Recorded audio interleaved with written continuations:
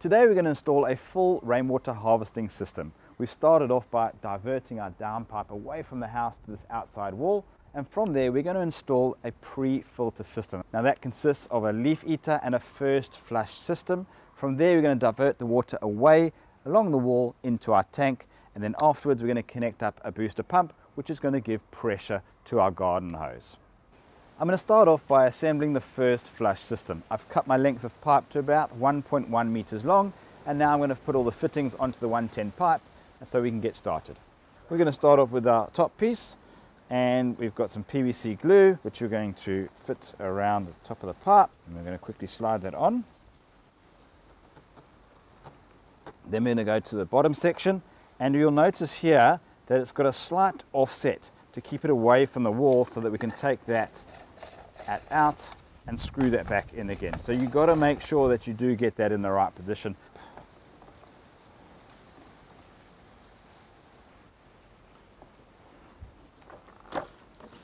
Put the ball on the inside, and that goes, screw it in, and there's our first flush system.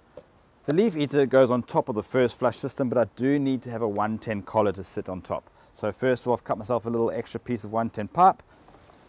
I'm going to glue that on the inside, and then I'm just going to place that over the top like so.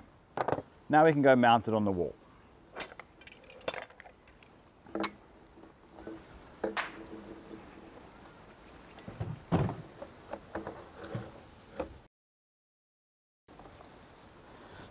It's a good idea to make use of a spirit level, just to make sure you've got it level.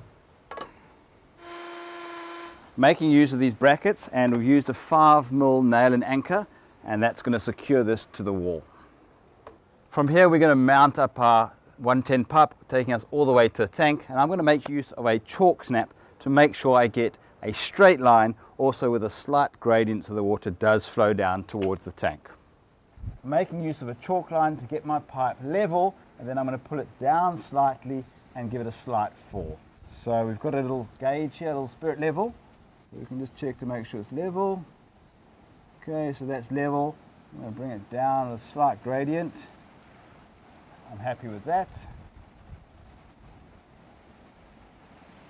Okay, pull it tight and then give it a snap. Now that should leave a straight line for us, and then we can put all our holder bats to hold our 110 pipe.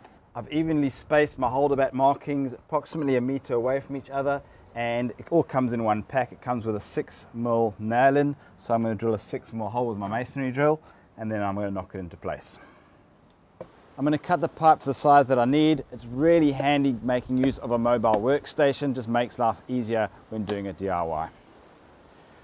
Before you fasten the holder bats tight, I'm going to put some PVC glue on the end of this pipe and just join these two mating surfaces.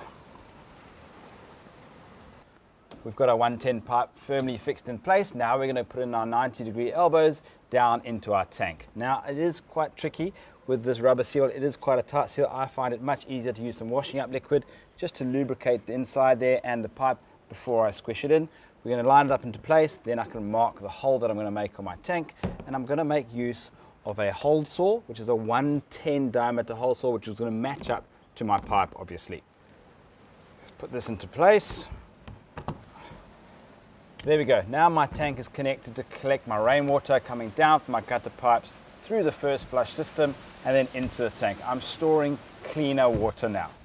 Up next, we're going to put in a tank gauge. We need to use a 30mm hole saw to drill into the top of the tank.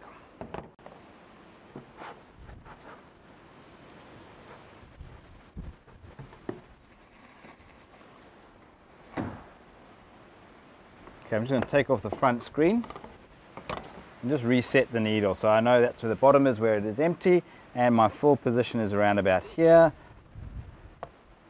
Take the needle out and just reset the needle.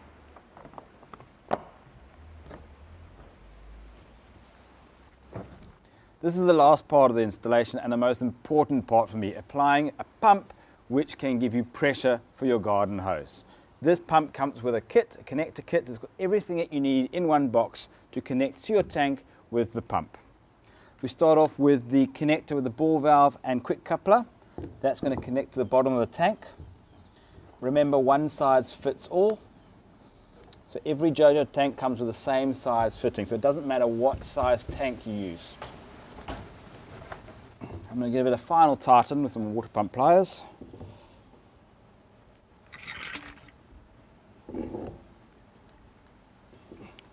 Then on the pump side we have the male connector.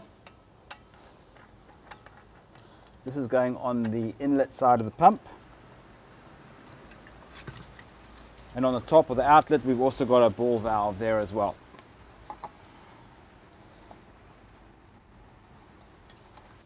Here's a flexible hose with a quick coupler on the end. Straight away onto that side. Click it down onto the pump. Okay, I've got my flexible pipe connected from my tank to my pump, and now I'm just going to position exactly where I want my pump. I'm happy with that. I'm going to mark it up, and then we're going to fasten it to the concrete. That's it, everything is connected. I've got my pump connected to 220 volts. I've connected my garden hose. As I open and close this tap, so my pump turns on automatically and I can water my garden as I wish. All I need now is for the rain to fall and start filling up my tank. And remember, because I've got the pre-filter system at the front, it's going to allow me to store much cleaner water. If you enjoyed this clip and found it useful, like it, share it, and you can subscribe to our channel, which you can get more DIYs just like this. Remember, everything is available at your local builder's outlet.